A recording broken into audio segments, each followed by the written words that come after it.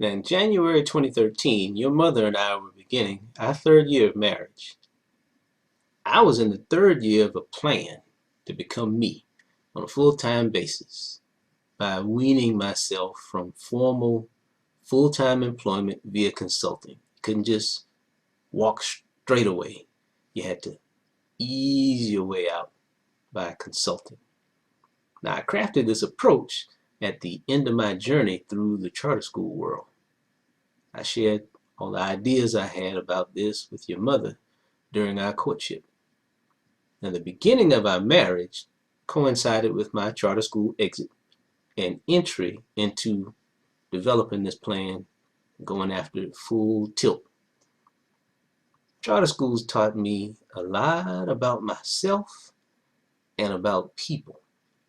Now, the lessons about me served a far greater purpose than what I learned about people.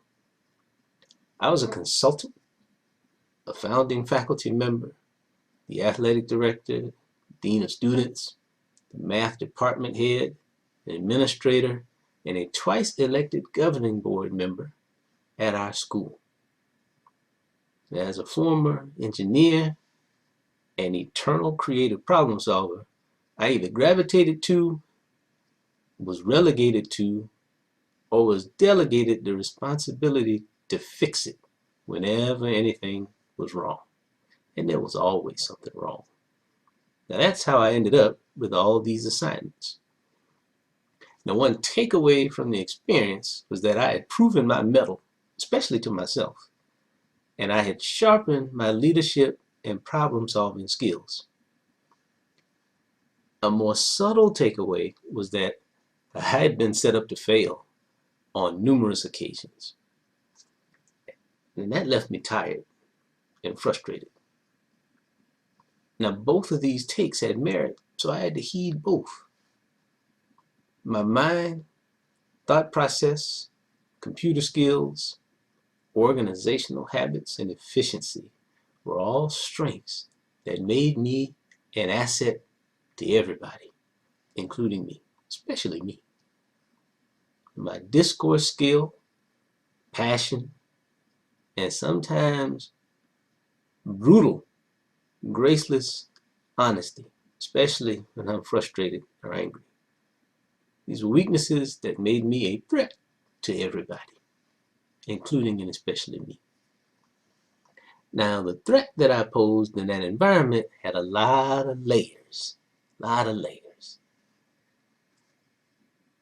My mind, thought process, computer skills, organization, and efficiency also made me a threat. That threat was further compounded by my quiet but not silent nature.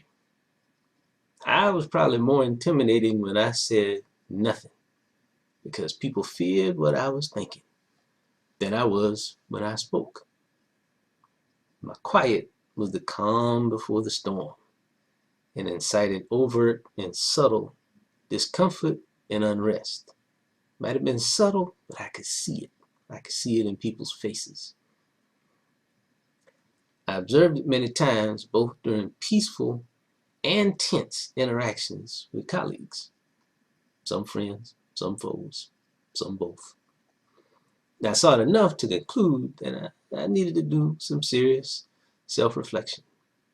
I needed to change my approach and its hidden detrimental impact on my career and my interpersonal interactions. Now, this period of self-reflection concluded that my discourse skills had to generate hope, healing, and change, not despair, vitriol, and strife.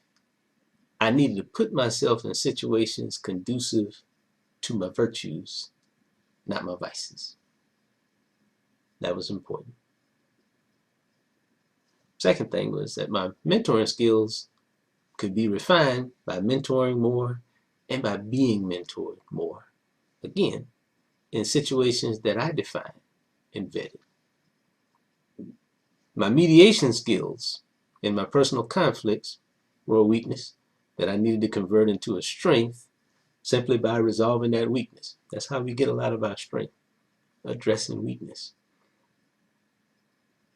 4. My problem-solving skills might always lead me into these ambiguous, unstable situations that breed poor adult relationships. I needed to learn how to limit my exposure to those kinds of situations. And 5, I had to learn how to generate revenue by selling products and services that I created, not via employment wages. That's a key part of this battle. Now, these lessons helped me set some goals, some SMART goals.